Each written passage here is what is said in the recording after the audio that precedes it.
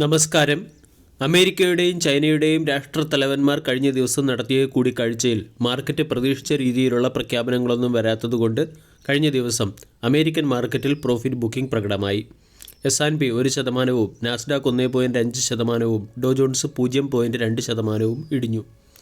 കഴിഞ്ഞ ദിവസം Indian മാർക്കറ്റിലും profit booking പ്രകടമായിരുന്നു. കഴിഞ്ഞ ദിവസം എക്സ്പയറി ഡേ ആയിട്ട് കൂടി മാർക്കറ്റിൽ ഗ്യാപ് ഡൗൺ ഓപ്പണിംഗ് വരികയും പിന്നീട് ഹയർ ലെവൽസിൽ സെല്ലിംഗ് പ്രഷർ പ്രകടമാവുകയും ചെയ്തു.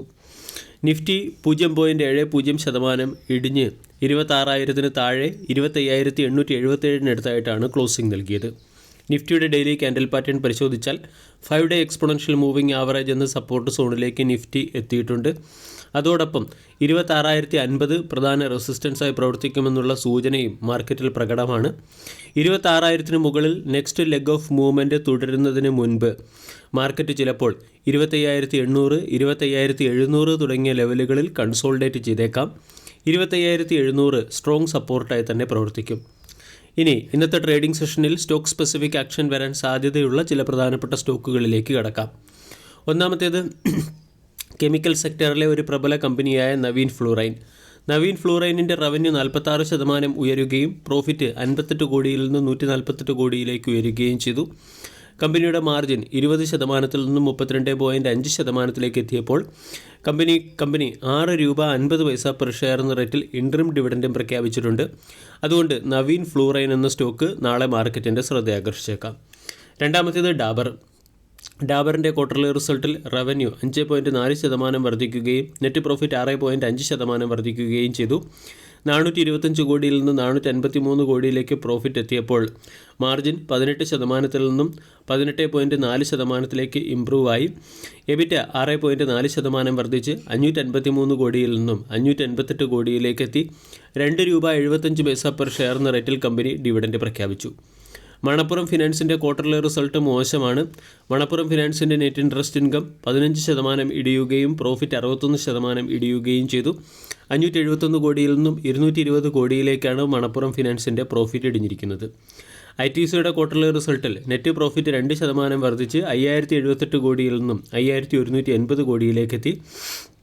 കമ്പനിയുടെ മാർജിൻ 32% നിന്നും 34% എത്തുകയും എബിറ്റ 2% ഇംപ്രൂവ് ആവുകയും ചെയ്തെങ്കിലും കമ്പനിയുടെ റവന്യൂ 3.4% ഇടിഞ്ഞ് 18,649 കോടിയിൽ നിന്നും 18,021 കോടിയിലേക്കെത്തി.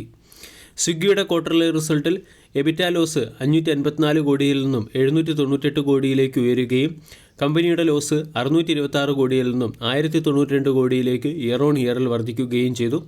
അതേസമയം ഗ്രോസ് ഓർഡർ വാല്യൂവും ആവറേജ് ഓർഡർ വാല്യൂവും വർദ്ധിക്കുകയും റവന്യൂ 54% വർദ്ധിച്ച് 3,601 കോടിയിൽ നിന്നും 5,561 കോടിയിലേക്ക് എത്തുകയും ചെയ്തു. TD പവർ സിസ്റ്റത്തിൻ്റെ ക്വാർട്ടർലി റിസൾട്ട് മികച്ചതാണ്. നെറ്റ് പ്രോഫിറ്റ് 45% ഉയർന്നപ്പോൾ റവന്യൂ 47% ഉയരുകയും എബിറ്റ 48% ഇംപ്രൂവ് ആവുകയും ചെയ്തു. ASK ഓട്ടോമോട്ടീവിൻ്റെ ക്വാർട്ടർലി റിസൾട്ടിൽ നെറ്റ് പ്രോഫിറ്റ് 18% വർദ്ധിച്ചു. മാർജിൻ 12% നിന്നും 13% ഉയർന്നു. എബിറ്റ 17% ഇംപ്രൂവ് ആവുകയും റവന്യൂ 8% വർദ്ധിച്ച് 974 കോടിയിൽ നിന്നും 1,054 കോടിയിലേക്ക് എത്തുകയും ചെയ്തു. LT ഫുഡ്സിൻ്റെ ക്വാർട്ടർലി റിസൾട്ടിൽ കമ്പനിയുടെ മാർജിൻ 10.9% നിന്നും 11.2% എത്തി. നെറ്റ് പ്രോഫിറ്റ് 148 കോടിയിൽ നിന്നും 164 കോടിയിലേക്ക് എത്തുകയും മാർജിൻ 35% വർദ്ധിച്ച് 229 കോടിയിൽ നിന്നും 309 കോടിയിലേക്ക് മെച്ചപ്പെടുകയും ചെയ്തു. പിഡിലൈറ്റിൻ്റെ ക്വാർട്ടർലി റിസൾട്ടിൽ കമ്പനിയുടെ എബിറ്റ 10% വർദ്ധിച്ചു. റവന്യൂ 9% വർദ്ധിക്കുകയും പ്രോഫിറ്റ് 8.4% ഉയരുകയും ചെയ്തു. 535 കോടിയിൽ നിന്നും 579 കോടിയിലേക്ക് പ്രോഫിറ്റ് ഉയർന്നു. റവന്യൂ 3,235 കോടിയിൽ നിന്നും 3,554 കോടിയിലേക്കെത്തി. NTPCയുടെ ക്വാർട്ടർലി റിസൾട്ട് ഏറെക്കുറെ ഫ്ലാറ്റായി. കമ്പനിയുടെ പ്രോഫിറ്റ് 3.9% ഇടിഞ്ഞ് 5,275 കോടിയിൽ നിന്നും 5,056 കോടിയിലേക്കെത്തി. റവന്യൂ 0.2% വർദ്ധിച്ചു 44,706 കോടിയിൽ നിന്നും 44,786 കോടിയിലേക്കെത്തി. എബിറ്റ 10%-നടുത്ത് തുടരുന്നു. യുണൈറ്റഡ് സ്പിരിറ്റ്സിൻ്റെ ക്വാർട്ടർലി റിസൾട്ടിൽ കമ്പനിയുടെ പ്രോഫിറ്റ് 40% വർദ്ധിച്ച് 335 കോടിയിൽ നിന്നും 472 കോടിയിലേക്കെത്തി. എബിറ്റ 32% വർദ്ധിച്ച് 507 കോടിയിൽ നിന്നും 672 കോടിയിലേക്ക് എത്തുകയും റവന്യൂ 11% വർദ്ധിക്കുകയും ചെയ്തു. യുണൈറ്റഡ് സ്പിരിറ്റ് എന്ന സ്റ്റോക്കിനെയും ഇന്നത്തെ ട്രേഡിംഗ് സെഷനിൽ ഫോക്കസ് ചെയ്യാവുന്നതാണ്. ബ്രോക്കിംഗ് സെക്ടറിലെ പ്രമുഖ കമ്പനിയായ മോത്തിലാൽ ഒസ്വാളിൻ്റെ പ്രോഫിറ്റിൽ 68% ഇടിവ് വന്നു. ടോട്ടൽ ഇൻകം 32% ഇടിഞ്ഞു. IEXൻ്റെ ക്വാർട്ടർലി റിസൾട്ടിൽ നെറ്റ് പ്രോഫിറ്റ് 13% വർദ്ധിച്ച് 108 കോടിയിൽ നിന്നും 123 കോടിയിലേക്ക് എത്തിയപ്പോൾ റവന്യൂ 10% വർദ്ധിച്ച് 139 കോടിയിൽ നിന്നും 154 കോടിയിലേക്കെത്തി. എബിറ്റ 11% ഇംപ്രൂവ് ആവുകയും മാർജിൻ ഏറെക്കുറെ ഫ്ലാറ്റായി തുടരുകയും ചെയ്യുന്നു. അതുകൊണ്ട് IEX എന്ന സ്റ്റോക്കിനെയും ഇന്ന് ശ്രദ്ധിക്കാവുന്നതാണ്. ഇനി മറ്റ് ചില പ്രധാനപ്പെട്ട സ്റ്റോക്കുകളിൽ വന്ന ലേറ്റസ്റ്റ് അപ്ഡേറ്റിലേക്ക് കിടക്കാം. ഭാരത് ഇലക്ട്രോണിക്സിന് 732 കോടി രൂപയുടെ അഡീഷണൽ ഓർഡർ ലഭിച്ചതുകൊണ്ട് മാർക്കറ്റിൻ്റെ ശ്രദ്ധ ആകർഷിച്ചേക്കും. ഫ്യൂഷൻ ഇലക്ട്രോണിക്സ് എന്ന കമ്പനിയെ കോൺകോഡ് കൺട്രോൾ എന്ന കമ്പനി അക്വയർ ചെയ്തതുകൊണ്ട് സ്റ്റോക്കിനെ ശ്രദ്ധിക്കാവുന്നതാണ്. ബ്ലൂ വേർഡ്സ് എന്ന പേരിൽ company autonomous IT service management solutions provide ചെയ്തതുകൊണ്ട് LTI മൈൻഡ്രി എന്ന സ്റ്റോക്ക് ഇന്ന് മാർക്കറ്റിൻ്റെ ശ്രദ്ധ ആകർഷിച്ചേക്കും. BEML എന്ന കമ്പനിക്ക് ഇന്ത്യൻ ഓയിൽ കോർപ്പറേഷന് 350 കോടി രൂപ വിലയുള്ള dredging and supply cable suction dredgers provide ചെയ്യാനുള്ള ഓർഡർ ലഭിച്ചതുകൊണ്ട് BEML മാർക്കറ്റിൻ്റെ ശ്രദ്ധ ആകർഷിക്കാൻ സാധ്യതയുണ്ട്. കൂടാതെ റിലയൻസ് ഇൻഡസ്ട്രീസ് ഗൂഗിളുമായി ചേർന്ന് ആർട്ടിഫിഷ്യൽ ഇൻ്റലിജൻസ് സൊല്യൂഷൻസ് ജിയോ യൂസേഴ്സിന് പ്രൊവൈഡ് ചെയ്യുന്നതിന് വേണ്ടി ഒരു ഡീലിലെത്തിയിട്ടുണ്ട്.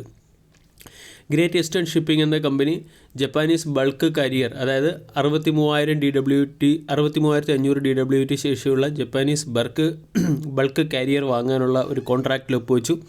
അതുകൊണ്ട് ഗ്രേറ്റ് ഈസ്റ്റേൺ ഷിപ്പിംഗ് എന്ന സ്റ്റോക്ക് മാർക്കറ്റിൻ്റെ ശ്രദ്ധ ആകർഷിച്ചേക്കും. ടാറ്റ കമ്മ്യൂണിക്കേഷൻ എന്ന സ്റ്റോക്കിനെയും ഇന്നത്തെ ട്രേഡിംഗ് സെഷനിൽ ശ്രദ്ധിക്കാവുന്നതാണ്.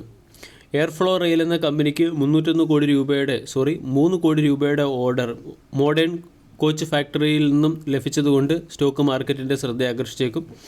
അതോടൊപ്പം തന്നെ Hero MotoCorp SPV Clean Max Karakoram എന്ന കമ്പനിയുടെ 26% സ്റ്റേക്ക് അക്വയർ ചെയ്തു. ഡെൻ നെറ്റ്വർക്ക് എന്ന സ്റ്റോക്കിനെയും ഇന്നത്തെ ട്രേഡിംഗ് സെഷനിൽ ഫോക്കസ് ചെയ്യാവുന്നതാണ്. വീഡിയോ എല്ലാവർക്കും ഇഷ്ടമായി എന്ന് വിശ്വസിക്കുന്നു. Thank you.